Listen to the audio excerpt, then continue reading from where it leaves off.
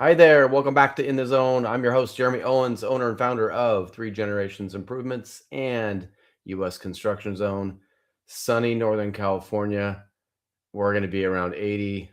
Sorry for the rest of the nation. Thanks for being here, everybody. I appreciate you taking time out of your busy schedule, working on your business and personal life today. Congrats for that. We are sponsored by the great team at build12.com. Automate your construction business into a revenue generating machine with the Build 12 system. Contact Les over at build12.com and he'll give you a free demo. If you're interested in changing your payment platform, check out builderpaypro.com. This is an app that my friend and I, Matt, created. This is the construction payment platform that saves you time, gets you paid faster, pays 0% credit card fees, accept ACH payments, connect directly with QuickBooks. Easy system. Check out builderpaypro.com. Thinking about today's show centered around the subject of creating more honesty in our lives, it has me thinking quite a bit about how I communicate with my own staff, how that needs to change. I think that thinking about people's experience with management, typically what they want is just to be someone that will be straightforward with them, be honest with them, get rid of the bullshit. So I think this is a great topic to learn a little bit more how we can do that in our personal lives and our business. Today's show is called No Lies for a Year with Jen Oliver. And in this show, we're going to be talking about what really means to live a life full of alignment, no sugarcoating, no people pleasing, no hiding, inspired by the way of integrity and real life transformation. This podcast is going to dive into the uncomfortable yet freeing and often surprising journey of telling the truth to others and most importantly to ourselves. Our guest today is Jen Oliver. Jen is a speaking and communications coach who works with company founders, executives, and leadership teams who are ready to stop leaving impact on the table. As founder of Speaking Real Communications and a 4-season executive producer and speaker coach for TEDx Folsom, Jen has coached high-stakes communicators across industries to show up with clarity, authority, and the kind of presence that actually moves rooms. She also is a host of Listen for Real podcast and works with a range of leaders, including growing community of women who are using their voice as a competitive advantage. Please help me welcome Jen Oliver. Jen, thanks for being here. Jeremy, it's so good to be with you. How are Yes, you? yes, I'm great. And I mean, just to start the show off, we're friends. She's a fellow Folsomite. I think you live in El Dorado Hills, right? Correct. Okay. So we're Close in the enough. same community. We're in the same kind of networking community here in Folsom. So known each other for years. I've always enjoyed your podcast, your TEDx leadership, and how well you've done with those speakers over the years. It's been cool getting to know you. Oh my gosh, thank you for that. It's fun being in your orbit, and we do share a lot of very cool people and Yeah. organizations and a great community in common, no question. Yeah. Yeah. It's a cool little community out in Folsom. I don't know how to describe it, but I think if you have a co-working space or a networking group that you can get around people that are like-minded, do it because you'll always meet cool people, new ideas, fresh perspectives like this one today. So just, Yeah. I encourage you to do it, right?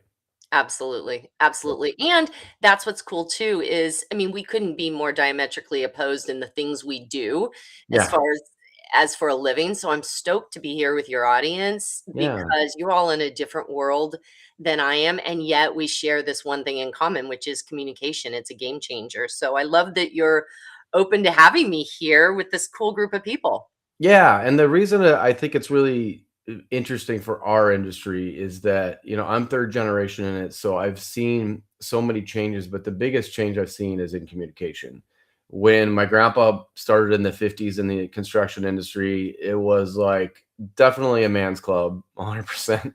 But not only that, it was like put your head down, get your work down, shut up. Like there was no you didn't even know if like your coworker was married. I mean, it was just like Right. it's changed. Obviously now you have to, if you want to have a meaningful work environment, you have to get to know people.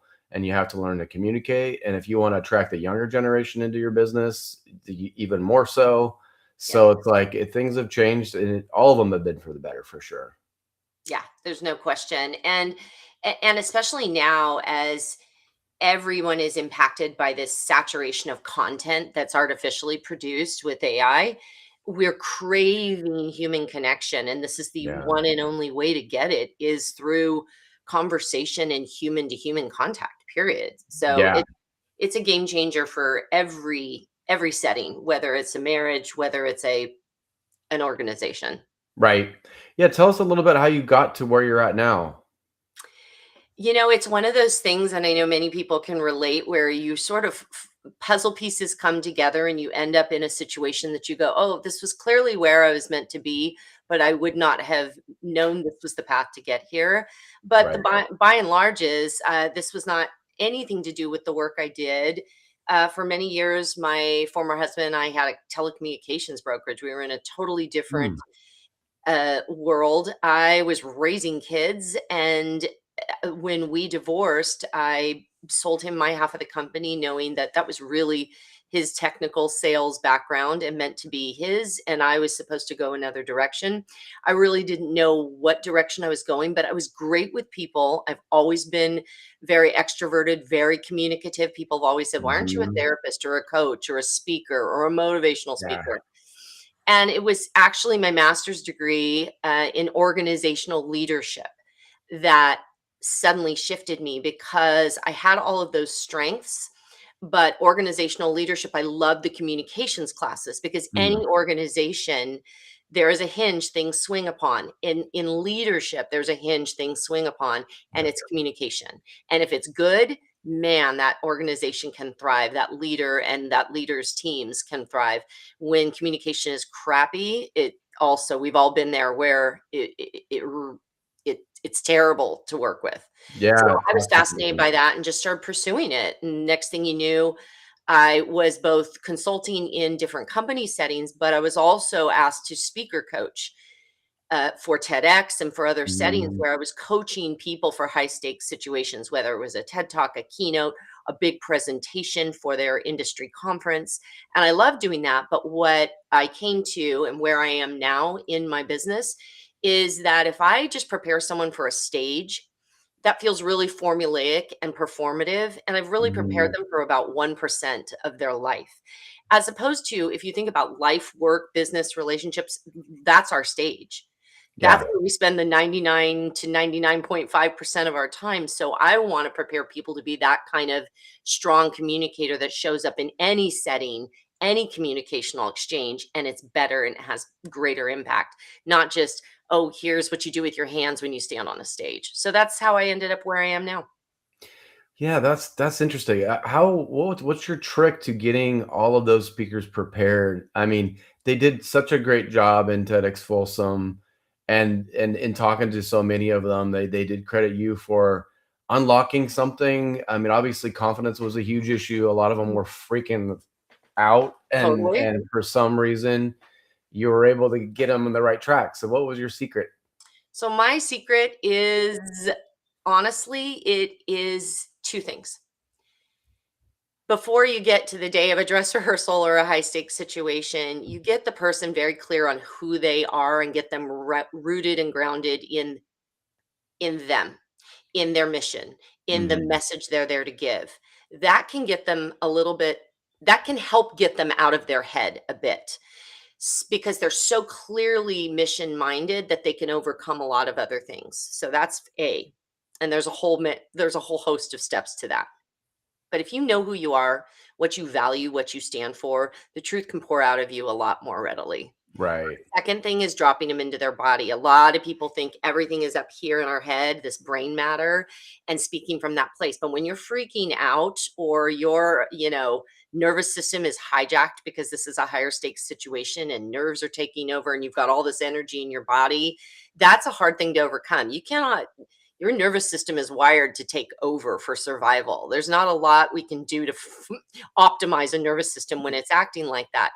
But what you can do is drop into your body and manage and partner with that energy instead of going, I got to shove this into submission. I'm feeling all this energy in my body. I've got to get control of it. And instead, it's like any high performer, think about athletes, think about um, singers, you name it, picture any high performer, they never really overcome not feeling that pregame energy. Yeah.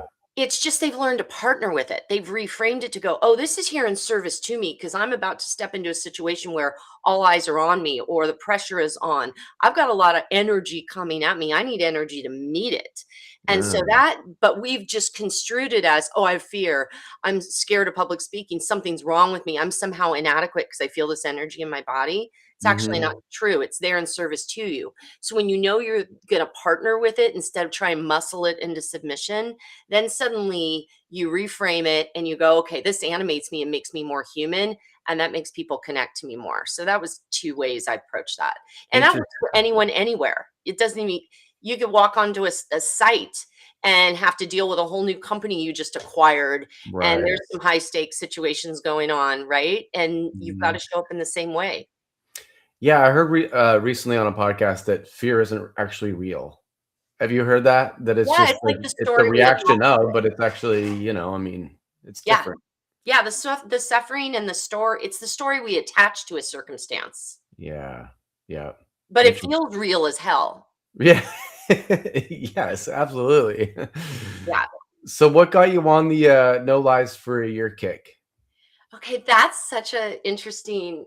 Okay, I feel like I've gotta give you You a gotta break it foundation. down. You and I have talked about this, but I don't know that everyone on No. its face when it says when you say, "Oh, I committed to tell no lies for a year." On its face, it sounds like I was a big liar prior to that who needed an intervention and commit. It's like, I'm not going to eat sugar for a year. I'm not going to drink alcohol for a year or whatever.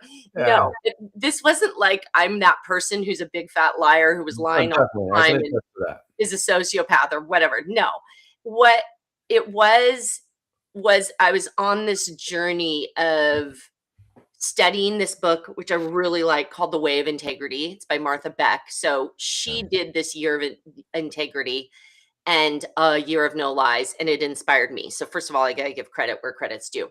Yeah. But I think what it was actually was a means of purifying and refining some things in my life that still felt a bit out of alignment.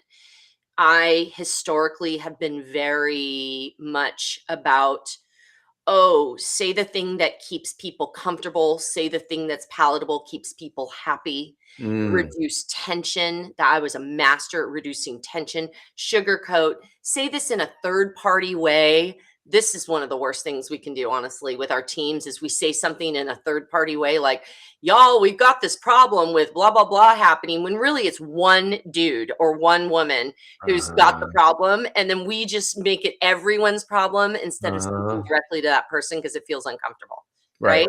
So examples like that, I just saw where I felt externally, especially given what I do for a living, Mm. and I all of my branding is about being real, being authentic, coaching people to do that. I have to be congruent with that. I can't say I'm about that and not make sure I'm refining it myself. And I think there was a few things, both relationally, you and I've talked about this Yeah. offline, that I needed to refine, that I knew I wasn't meant to be in a certain relationship that I was in at the time. Uh, I think subconsciously I had that sense. I didn't Mm. know it overtly. Now in hindsight, I see it. I said, I want to show up more true and more authentic, and my integrity is everything to me. And if this helps purify my integrity, great. But remember what no lies means. It's not like I'm just lying to someone's face and they're asking me one thing and I give them a different answer. Doesn't Mhm. necessarily mean I'm cheating on my taxes. No, it's not any of that. Lying for me was even saying yes to something that was clearly a no, that I didn't want to do. Going somewhere, doing something, taking something on that was a no. I knew it in my body. I knew it deep down, Mm. but I said yes because I wanted to be pleasing or be looked upon as some kind of person. and it was a no. That's what I also mean about telling a year of no lies. It's not just, is this true or false to a question.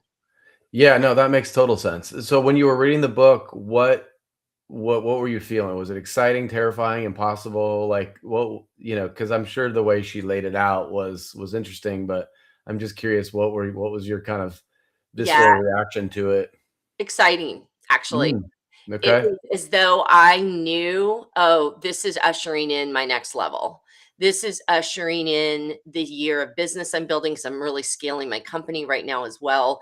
It felt like all of it was related, if that makes sense, because we also, and you know this, and I know so many of the people listening right now know this, it's like to scale an organization, to scale our leadership, we also have to scale and grow, or it will only grow to the capacity we can hold. Right. And I knew I was scaling a big company and some big moves this year, and I had to be able to hold that. Mm, So I was yeah, kind of excited. But I didn't know, see, you also think, I thought, "Oh, I'm such a truthful person. This should be relatively easy," which is hysterical now to think about some of the hard conversations I've had to have. I mean, right down to, we were talking about taxes, and I was talking to someone about taxes, and they gave me a very gray area idea, because you know how it is, especially here in California, yeah, and being self-employed, we all know what our taxes are like, right? right. And there was a very gray area thing I could do as a self-employed person, and I remember thinking, "Damn, that's like 9 grand. I Yeah, could use that 9 grand. I mean, who couldn't, right?" yeah, And I went, "Nope, I'm not willing to risk it if it's even gray area." And I swear it's because now I made this commitment of year of no lies, and suddenly it purifies every little thing you do and say, every little thing. Even wow. if The someone IRS is like right? So, yeah. yeah, so I'm audit free at this point and plan to stay that way, but you know what I'm saying? It Huh. starts to purify everything. But that's who I wanna be. That's the way I wanna show up in my relationships. That's the kind of quality of everything I want, and so I thought it would be easy. It's sometimes is, because, boy, you save yourself a lot of pain. When you don't have to start something that's a lie or that's a half truth, you don't have to maintain it. You know what I'm saying? You Yeah, have to or remember maintain what the it. lie was to originally. Like, "What did I Yeah, tell you again?" yeah, or even right down to that seemingly innocuous, a friend invites me out. I really don't want to go for whatever reason. I say I'm doing something else instead of just saying I don't want to go. And then later, "Oh, how was that thing? Oh, wait, what thing? Why? Why?" Mm. Yeah. So It's like I mental find it, energy you're saving. oh my gosh, so much mental real estate it takes Yeah. up to maintain lies, and I feel for people. It's not, and people lie not because they're malicious. They lie because it's usually an ego protection mechanism. I really get it. Avoidance of the real thing maybe sometimes, you know? 100%. Yeah. Well, what's an example of a socially acceptable lie that most of us are telling right now? Okay. It's probably a lot. Yeah, I would say there's a few of them. So, I mean, we talked about the example of, like, yeah, when your significant other says, yeah. "Do I look good in Or this?" fat and the stress. Let's do that one. Sorry. Every man listening is going, "Do tell." Yes, 'Cause, yes. yeah, do I look fat in these jeans? Do I look fat in this dress? That's a no-win situation. Right. God help us And all. girls do it knowing that. First of all, women, don't ask that. What are we Yeah, doing here? totally. Let's stop that nonsense. But Mhm. okay, so let's use that, but let's also use I think the larger answer is, we often will say, "I don't want to hurt this person, so I am not going to say the truth." Okay, so before I go back to, do I look fat in this dress? Because we can't leave them hanging on that. But let's No. just keep them dangling for a second, because it's kind of fun. But think about this. We will say, "I don't want to hurt the other person." Remember my example? You and I've talked about this with my when I ended my marriage. I Mhm. knew darn well this was a good man I was married to. Yeah. And I knew I did not belong in the marriage, but I kept going, "Ugh, I don't wanna hurt him. I don't wanna hurt him. This is terrible. I gotta figure this out. But it was a complete lie, me being there. I kept trying to muscle my way, and that was also because I was committed to the relationship and the marriage. I believed in a marriage. Yeah. So, there was a lot of things at play there, but the bottom line is I knew deep down in my body it was making me sick. I mean, I was getting sick because I knew, and I just felt like I kept trying to sugarcoat it, and I remember him saying, he walked in and he's sitting on the edge of the bathtub. He's like, I don't get it. You say you want these deeper conversations. You say you want to, um, you want this, you want that. I am trying everything I know to do. And he was really pained, trying to make me happy because he knew I wasn't. And all of a sudden, and I'm starting to dance around again. It's not you, it's me. All layers of bullshit. I can Mm, swear on here, right? Are we good good? one right there. Okay, I've done that over and Uh-huh. over because I'm thinking to myself, I don't want to hurt him, blah, blah, blah. No, I was actually wanting to keep myself feeling very comfortable and not uncomfortable. If you think about that, when you Right. say we don't want to hurt the other person, if you think about it, and in that moment, I knew I heard my friend Stacy, who was our relationship mediator at the time, say it is so profoundly unkind to not tell someone the truth because what they will create in the absence of truth is more of a torture. That is Wow. so profoundly unkind. And I was like, this is, I cannot do this to him. And so that's when I stopped and I said, I am so sorry. You're right. Here's the actual truth. I don't belong here in this marriage. And we worked through it. He's my best friend to this day. Yeah, he's great. You guys are great together too. We are. We're the best of friends. We haven't been, we divorced many years ago, but we're the best. But here's the thing, okay? Mhm. Y'all, we got to give people the dignity of their response. He's a grown ass man with his own dignity. So who am I to be like, oh, I don't want to hurt him? You know what? Give him the dignity of his response. Right.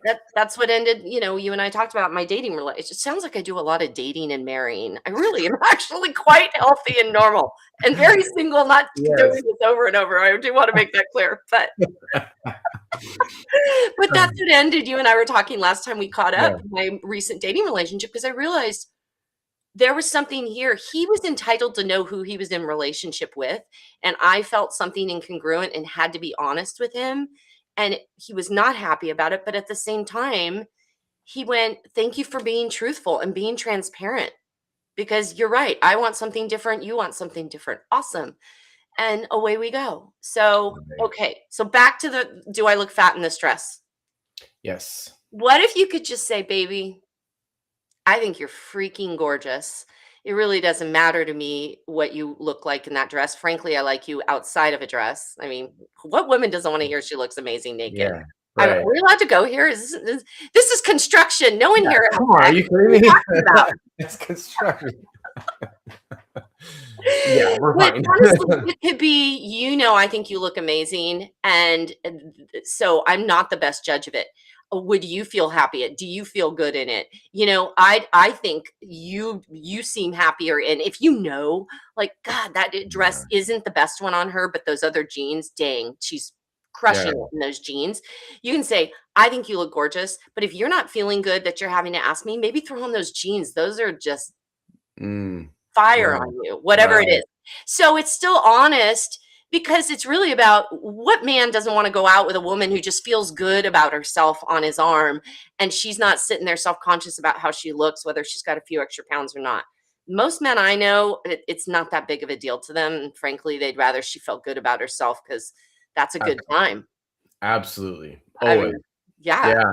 I mean, honestly, every guy would say that. Like, it's just we just want you to be happy with yourself. yeah. It's And right just, there. babe, I think you're gorgeous no matter what. I love it. Mhm. And Mhm. that is a cool dress, but how are you feeling? Like, just turn it back, then you don't have to do the, "Does it look fat?" I mean, and it's so subjective. A woman thinks she looks fat when she has 3 extra pounds on her. So what Right. is a man supposed to say? I mean, Right. really, Jeez. It's it's a crazy. fool's errand. It's a complete Oh, fool's errand. totally, totally. Oh my But god. it's like it shouldn't be a unique thought, but what I'm kind of like thinking about is like even those little conversations that most people are not hearing. It's unique. So most people are hearing the bullshit. That's what they're used to hearing. it's almost like the, small talk kind of thing. Like you're used to and expecting the softball back, which is a lie. When you start telling the truth, are people like, wow, have you offended anybody? Has it affected relationships? Tell me a little Mm. bit about that. Yeah. Okay. So sometimes you don't know because people may internalize it and not say it on the Right, exterior how it right, impacted right, them.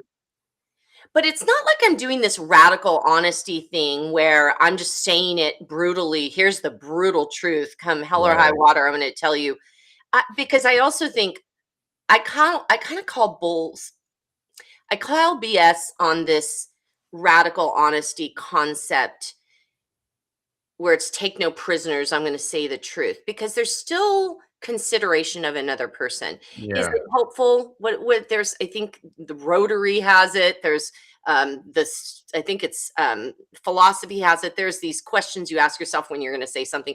Is it yeah, true? Is it right? Is it necessary? Is it helpful? There's kind of this yeah, set of right, questions you can go through. And I think there are times where yes, something may be true, but is it even helpful or important to say? First right, of all, and so I'm not a proponent of just saying whatever because right. and I'm not this isn't about, railing politically necessarily either. This is about, hey, this happens to be my truth and I'm Mhm. sharing it. So what I've actually found is not a lot of negative blowback per se. It's more people feel inspired and it's offering permission and invitation for others to show up in the same way. Right, That's what I think changes is people feel the temperature changes. They feel called to a more connective and real exchange and they go, this is different. This feels different. I yeah, like this. I'm not quite sure how to process this. My nervous system is a little freaked out by this, but right. I mean, imagine if that gets normalized, how cool that is. And in some cultures and in some groups and in some families, I know families where that is totally their culture, and I know other Mhm. families that is not the culture ever. So it exists, it's possible. It's possible. Relationships I see in a lot of marriages around me, what typically see is like half truths and like lack of honesty. Yeah. Like they're still playing games. I remember my kids asked me, they're like, oh, when they're graduating high school, like I'm just so done with the fakeness. I'm looking forward to that being, kind of gone. I'm like, oh no, no, no, no, no, no. Like that continues forever. And like it's just it's surprising, but just because you're older doesn't make you wiser. And a lot of times you just end up perpetuating the habits and living this weird kind of fake life, and it's strange, but it's pretty common. And so I think it's very refreshing for sure. I think a lot of people will be inspired by it, but I'm surprised how many people live a weird life. Like that's Yeah. just no one really Well, knows them. and again, if you look at it, I literally have studied out the psychosocial aspects of this, and we won't go way into the weeds on it, but it's honestly a protective mechanism that our ego is putting into place to keep us safe. For many, it is a means of survival.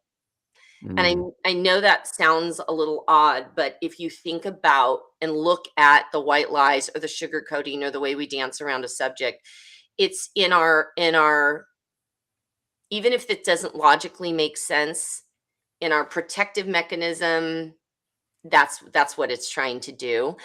But I want to say, and this is for all of us with kids, there's something to be said for your kids and others who go, yeah, I just want out of this pretend sphere yeah, and this showing up and yes to that.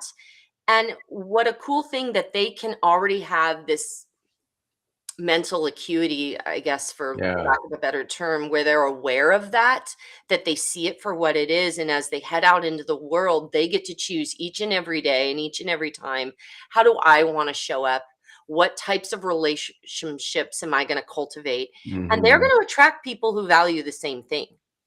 And yes, and then they will be able to have the contrast of seeing where people don't do it, where people do, see mhm, things for how they are, and right, where something's completely fake, especially now. I was listening to the VP at LinkedIn at an event last year, and he was speaking on this soft skill in any industry. But he was talking in the tech industry, and he said the soft skill is being able to communicate and have presence. It's not your ability to master AI or whatever, right? Or Right. handle that tech app or you name it. He Right. said it's the soft skill of how do you handle people? How do you lead? How do you show up in a way? Can you communicate? Mm. So Yeah, I think that's the kids are setting themselves up for being standout company owners, founders, employees, whatever right. they end up choosing to do. Yeah, so interesting. So, thinking like I said in the opening, like I was thinking about this for my own team, and trying to figure out what I'm already doing that is like kind of performative or just routine, whatever that may look like. Yeah, But knowing that I know that people just want to be told the truth, and like they appreciate straight shooters, like, the question of like, can I get a raise, or like where are we headed? Usually you dance around that thing, but maybe just being really upfront is the way to go. So what does it look like in like a boardroom business meeting setting? okay, I love this because if you think about it, you got to have clarity set up in your company culture in the first place. Yeah. So you can rely a lot, first and foremost, on creating the culture, speaking about the culture, talking about the culture. How do I want to put this? Let's say you are merit based. Okay. Not everybody just gets a cost of living increase, or not everybody gets this. This is how we excel, or we have profit sharing, or whatever it is, Right. right? Yeah. Making that abundantly clear and then making the steps to earning that very clear. And then, really, as leaders, we can go the culture and the standards we have set and the guidelines and rules we have set are the bad guy, not the leader. Then the Right. leader is simply holding to with integrity Right. the culture they have set up and everybody has bought into. Right. Okay, so not everyone has that set up. Right. So that's first and foremost. You can't.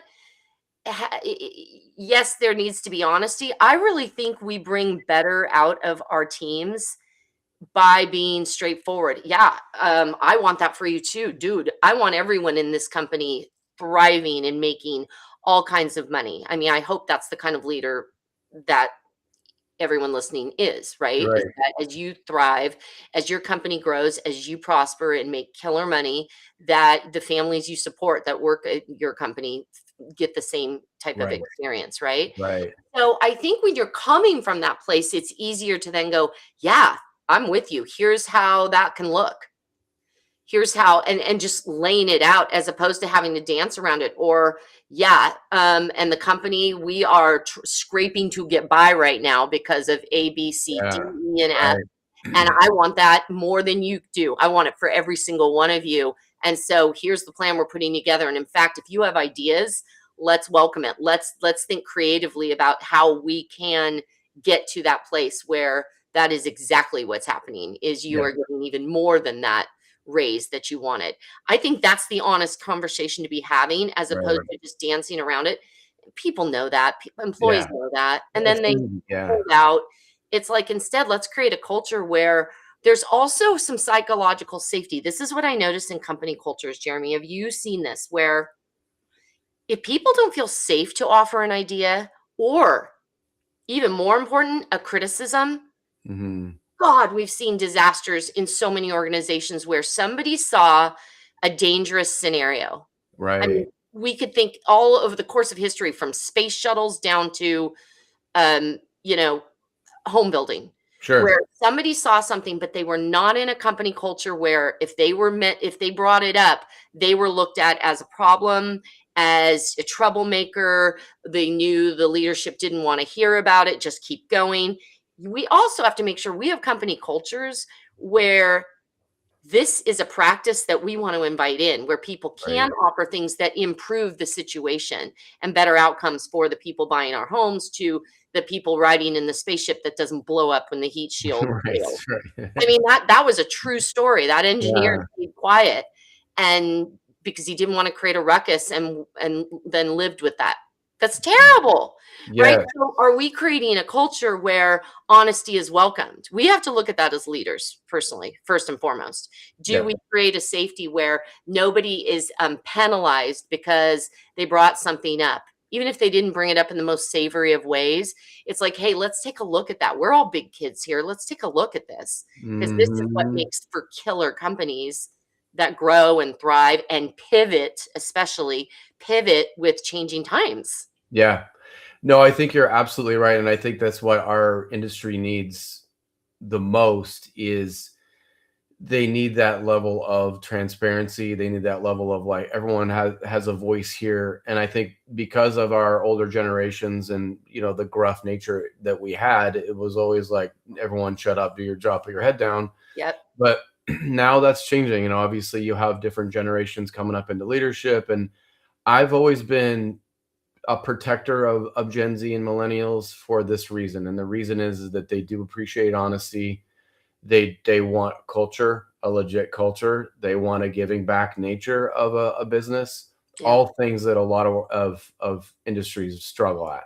Yeah. So now it's like if you want them, if you want a thriving business that's sustainable long term, then you're going to have to meet them where they're at. And these are good things. They're not as they don't care as much about money. It's not. It's more about all of the fit around that are all good things for humanity. And so I feel like that they could be really good for an industry like construction because they're going to push back on the typical narratives of what we're used to. Yeah. Well, and think about it though, in fairness to those who are of the old guard or of that old mindset. Okay. So Yeah. back, we just put you, if authority says it, you do it, you don't question it, right? That came and was born out of many things that were very necessary. Look at anyone who came out of wartime, who came out of World War II or came out of certain military Right. settings. You're in a hierarchical situation. It could cost people's lives if you question authority and decide to go rogue. Right. Well, this just doesn't feel right to me in the moment, or it sacrifices a mission. That was ingrained in many people for Yeah. generations. Like you just put your head down and you do what you're told for Mhm. ill or for good. I mean, we've seen that Right. be both incredibly important and also disastrous. So I'm not here to put a Yeah. judgment on whether that was right or wrong. It's simply a fact that Right. many of the people who, in your industry and many others, who are the older guard or the older generation, they knew no other way. That is exactly the way everything worked. And then that's how Absolutely. you parented. That's how you went into, that's how a lot of religious and faith institutions were. You don't question, you Yeah. simply go, patriarchal institution. I mean, we can go on and on. Yeah. So I actually don't hold that anyone who's of that mindset like they're somehow wrong. I think we can start to marry the value. There's some good things in those, and there's some good things in this new way of being. And what if both can be open to the values? I mean, I tell a 2-year-old not to run in the street. I'm not going to sit and play around and go, oh, well, how do you feel about it? And do you want a popsicle about this? No, I want to keep my 2-year-old alive. Yeah. And Yeah. sometimes it's like I used to have this thing with my kids, first time obedience, period. Yeah. And in some ways, yes, there were times that was essential to their living. Right. But also, I also got to just go, okay, there's other times where you can come back to me and say, let's have a conversation about this, mom. I didn't understand, or boss, I didn't Right. understand. In that moment, I acted. But this is very delicate. Like, I don't Yeah. think there's some black and white, cut and dry way to do this right. I Definitely. really want to be clear about that. Yeah, no, I did a whole podcast on that subject alone, Really? on the different generations and why they are the way they are. Because usually when you're off by a couple generations, that it's always like the grandparents now are thinking like the world's going to hell in a handbasket. They look at the Gen Z millennials like they're Totally. lazy pieces of shit, and vice versa. Totally. Like they don't understand why they don't like the him, her, they don't understand. So it's Yeah. just like but they both don't want to understand where each other's coming from. And we as parents now created generations that are below them. We Yeah. have a lot of responsibility in that with the devices, with all the other things. we have a role in that. Yeah. Sure, life like circumstances like war for our parents' generation and Vietnam and all those things had a impact on how you're going to live your life. Yeah. And And it's now just we have the influence of social media, et cetera. yeah, And I think we need I mean, I'm of that I'm over age 50. I get the generational thing too. yeah, And my kids are now adults and grown, and I look at it too as how about we also have a real spirit of curiosity. That's why I love that you yeah, have this podcast, and I know that's important to you as well yeah, as and that's part of why I have my podcast. It's conversations like this that just open our mind a little to go, "Oh, right. I never really thought of it like that." That's Mhm. really an interesting mindset, staying open and curious. I think that's the answer to almost everything is you cannot go wrong staying open and curious. Right. Yeah, and the crazy thing is so many people are struggling with it because of their political party or their that is their truth. Yeah, And it's not, it's just an idea, but they're taking oh, all of that party, I'm going to believe all of those things. totally. That is not possible. That's Mm-mm. not possible. But it's just you're kind of like playing in this game. It's almost like I liken politics to a sports team. Like you're rooting for this team Yeah. and you want them to win at all costs, but it's not doing you personally any good, Yeah. You know you what know? I would say too? I was very much for many years very rooted and this is my ideology, this is my political stance, this is Mhm. my religious Mhm. stance. I was very much like that. And um for me, I'm not speaking for everyone in that camp. I Mm. loved certainty. Mm. And I could stay really I felt secure to me. Yeah. So if I adhered to and was full-throatedly supporting this dogma or this Sure. rhetoric or this ideology, there was some certainty in that. I think that's at play for a lot of people too. And again, that goes back to a sense of security, Right. ego, belonging. Oh my god, Community. Community. community, Yep. 100%. Uh-huh. I mean, I think that's why people get so loyal to something too. It's they feel like they belong.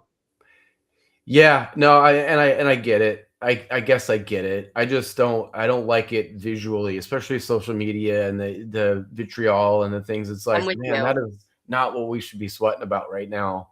Agreed. There's so many more bigger things that we need to be focused on, and it's really hard to watch because you see people like lose friends and family members and Yep, Thanksgiving dinners and all the crap, and you're like, oh my God, true. this is just a lot. And it seems like a lot right now, obviously. Yeah, I agree with you. I agree with you. And that's where it is. And I never want people to conflate, like, oh, she's talking about truth telling, where, yeah, they're at Thanksgiving and they're railing about whatever their political thing is that day. And I'm speaking my truth. That is not what I am advocating for talking. I think that's actually a little myopic and not typically helpful at all. I think the ones that I'm attracted to, people are like, I'm struggling with this idea, or I can completely change my mind on this idea. Actually listening to someone when they're saying their Oh, opinion, yeah. that is so rare. And when you see it, you're like, whoa, I that's love that. crazy. I know. And instead Right? of like already thinking about what they're gonna say, they're actually, you could change my mind right now. Never Right. thought of it that way. Like that is Yeah. wow. Yeah. It's pretty rare though. It is rare, but I believe the more we're doing it, the more we're having conversations like this, it will become less rare. It'll Yes. be I wouldn't be in this work that I do if I didn't believe we could normalize this as a new way of being. Yeah. That's what I do like about podcasting, and I think that's what we why we both do it and why we both ingest it is that we have the curious minds, and now we have access to information that we never did before. And Yeah. I was telling my kids this, not that they listen to my podcast. They don't, trust me. But it's something really cool about being able to find your own information. Like when I was a kid, you're gonna go to the encyclopedia? No. Like we didn't have the internet yet. Like you Yeah, would go to the doctor and you get a diagnosis and you would have to believe that. Like there is nothing similar to now you can go to find out your information on a podcast or look, ask AI. Like it's just like it is crazy different how much you have access to information. And I think people are using it and I think it's bettering their lives. I agree. The ones that are going after it. Yeah, I agree with you. Yeah. Yeah. I've heard you say a couple times about living in full alignment, and I'm curious what that means for you because I've heard that term a few times, and I really have no idea what it means. Mm, thank you for calling that out because sometimes isn't that interesting when we all use phrases and we it's like our own little vernacular, our own inside baseball terms, and people are like, Yeah, "I don't know what the hell she's talking about." I don't know that one. I don't know that one. So thank you for saying that. For Yeah, me, alignment just means the external and the way I'm showing up in the world or in my relationship or in a conversation is aligned or congruent with who I am on the inside. So, for example, if I am this really free spirited, love people, this is me. So I'm very free spirited. I think people are awesome. I love meeting new souls. I love travel. I love all that stuff. And then somebody next to me says some comment that's very disparaging right. and limited in the way they, let's say, look at people. Sure. And I just nod and agree with it. Mm, That feels out of alignment. I see. You know what I'm saying? So, Yeah, or if so, let's go even deeper. If I'm really this big personality who loves to go out into the world, and then I just shrink and go, nope, nope, I'm not going to go travel. I'm not going to go do these things. It just doesn't feel right. Like in my body, it does not right, feel right. right. I feel, or in that marriage I referenced, Yeah. dis-ease in my body was starting to be making me sick, like disease, right? So I was feeling Mm, dis-ease in my body, knowing I didn't belong in the relationship, but I kept just convincing myself, and then it starts to make me sick. That's out of alignment. So those are three different mm. That makes examples sense. of what out of alignment creates. Yeah. Yeah, I see how people can get out of alignment, and I think a lot of times it's just because you don't wanna have the conversation, you don't wanna have whatever, the disagreement. Sometimes people are just like, "Yeah, I don't Yeah, wanna really or talk about that." even think about companies too, where Yeah, you're working for someone who you don't agree with their values. You don't agree with their right, whatever, and but you have to just go along with it because it's your job. It's the job that pays your paycheck and gives you medical benefits for right. your kids. And that feels so out of alignment and it grates on you and it bothers you. Yeah, That's out of alignment. That doesn't feel right. yeah. Yeah, no doubt. I mean, I look at that often, and I also see people that don't really know what their alignment is, you know? Oh my gosh. They never really thought about it, and we all know these people who are, like, just kinda have a chill existence. They just no real highs, no real lows. Yeah. I mean, it's probably a pretty easy existence. They have typically a safe, secure job, state worker type, like, those types of people where they're just like but they don't think about it, like, how much more happy they could be maybe if they kinda analyze that a little bit, but I've seen those people too. Yeah. No, absolutely. I mean, there's it runs the gamut, right? But and everybody and I think everybody figures it out in their own time if they are meant to figure it out. Maybe not. Maybe they're just chill, like you just said, and Yeah. everything's fine and steady. That's that okay. Everyone's on their own journey and people figure it out at different times. So again, I don't want it to sound like somebody's a complete asshole because they haven't figured this out yet. I didn't for a lot of years. I mean, some people inherently get this. Eh, Right. I just think it's worthy of a we're all different. We're all in very different shoes. And we're in different experiences that then force us to suddenly look at it. We never maybe had Mm. to. Yeah. You're just so used to the safe and secure, Yeah. that's crazy. It's just odd because it's like, there's gonna be struggle. Everyone has things that come their way, whether it's death in the family or, C word cancer, any of those types of things can come your way, and if you haven't had the chance to process some things, those life moments can be a lot harder, when they come your way. Yeah. Yeah. Yeah, so I struggle a little bit. I think you mentioned that you had some issues with people pleasing. So Yeah. I'd like to talk a little bit about that. What are some ways, I mean, not that we don't want to please people. Again, those are good things, but I think there's a tendency to want to do that. And I guess why do we want to do that in the first place, and how do we kind of break that cycle a little bit in a healthy way? Yeah. Okay. So I think there's a few answers to this. So, first, I'll speak from my own perspective, and you tell me where you think yours comes from. Okay. Mine is absolutely keeping people happy because that will make me more comfortable. So, in one example, um, many years ago, I was in a relationship with somebody who was high tension, very angry, Hmm. and he was extraordinarily difficult. I would people please because I knew I didn't want tensions to rise. I didn't want to see the big violent blow up. Okay. Yes. Fair. And so in that case, I didn't hold a boundary or state that this is not okay or this, I will not tolerate this, because for me at that time, it just felt easier to take the easier road and just be pleasing, and try to just do damage control. Okay. Right. Right. I think for at that point, it wasn't about what he needed to hear, him having to feel consequences, and me just deciding to take the brunt of it all. It was I just wanted to feel comfortable and not push back. Okay, for other people, it might be fear-based, it could be a lot of different things. It's just, I don't wanna upset the apple cart, I don't want the Right. boat's pretty good, I don't wanna rock the boat.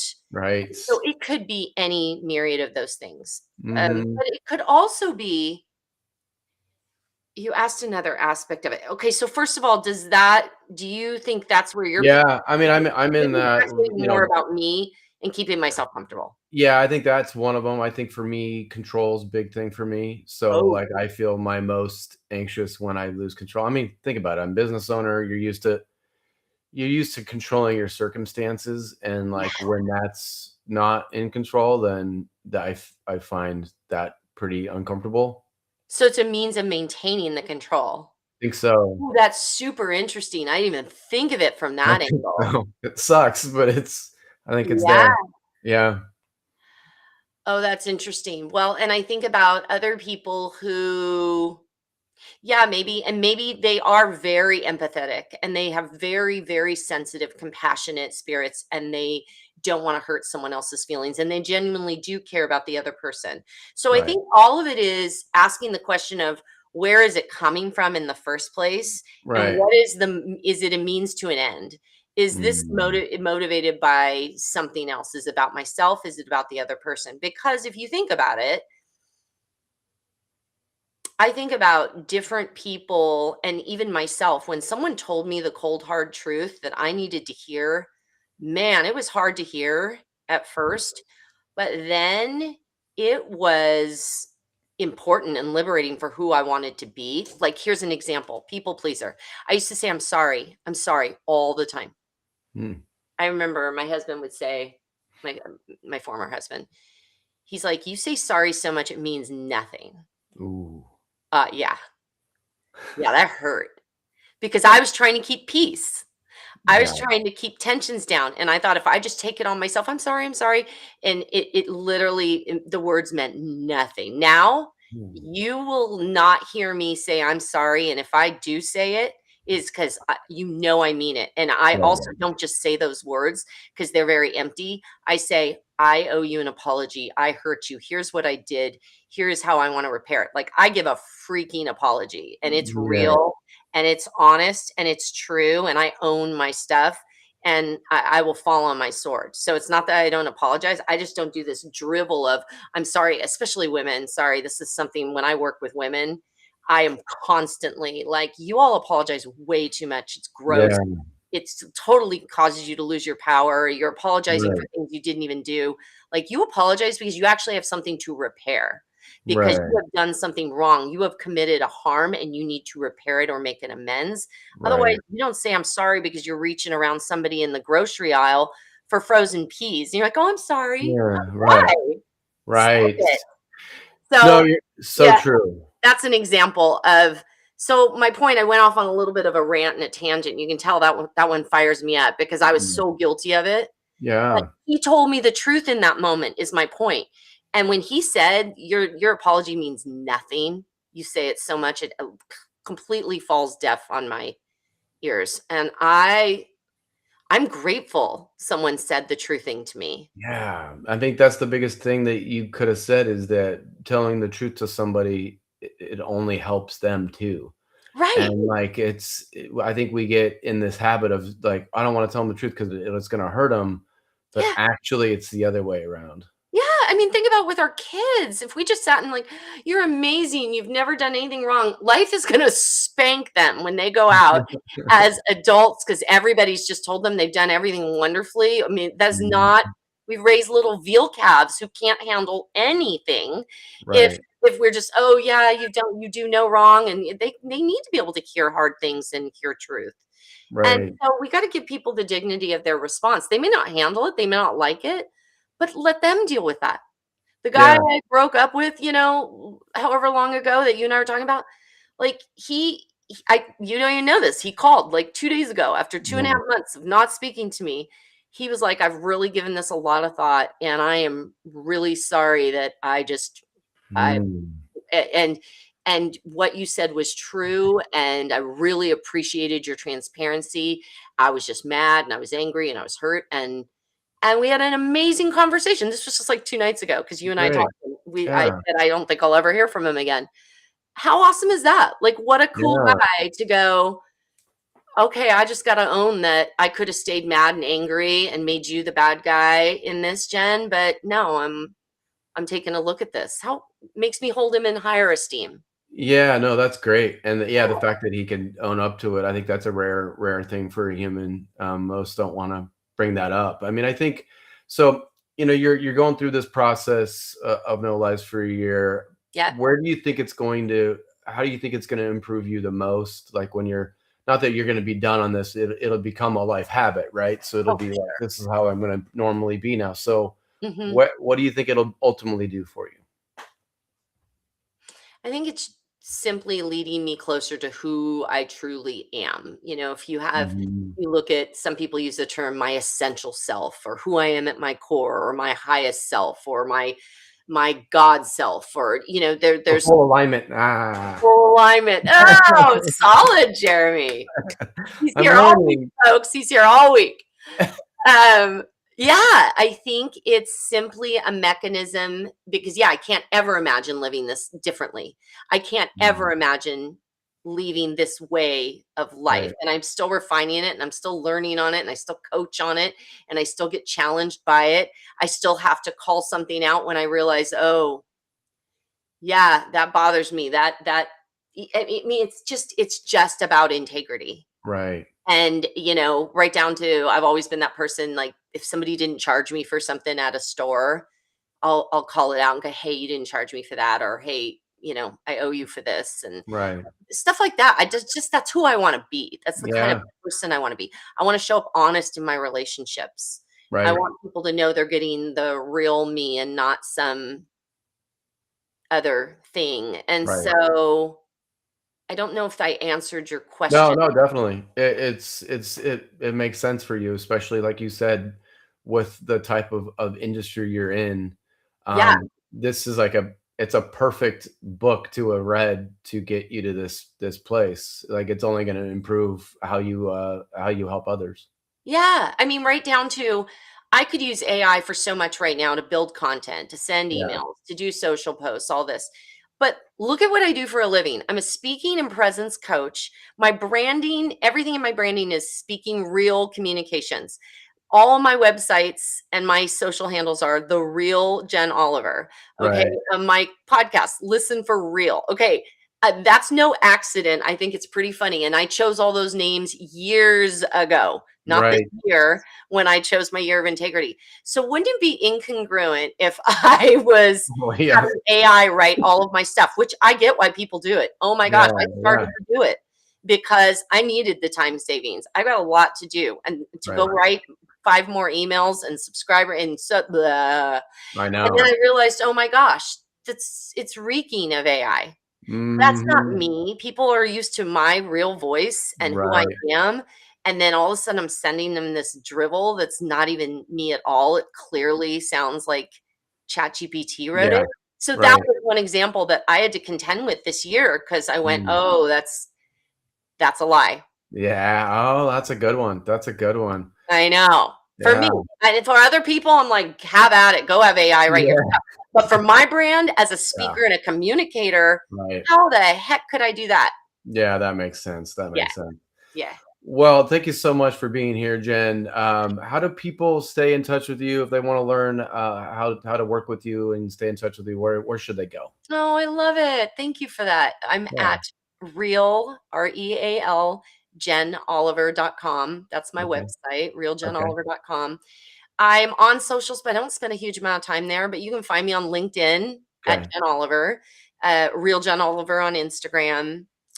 Those are the best places, really. Okay. Great. Well, thanks again for being Uh, here. I really enjoyed it. oh, thanks for having me, Jeremy. Okay. I love our talks. You're always the best to chat with, and thanks to everybody who's here with us. Loved chatting with you guys. All right. Thank Perfect. you.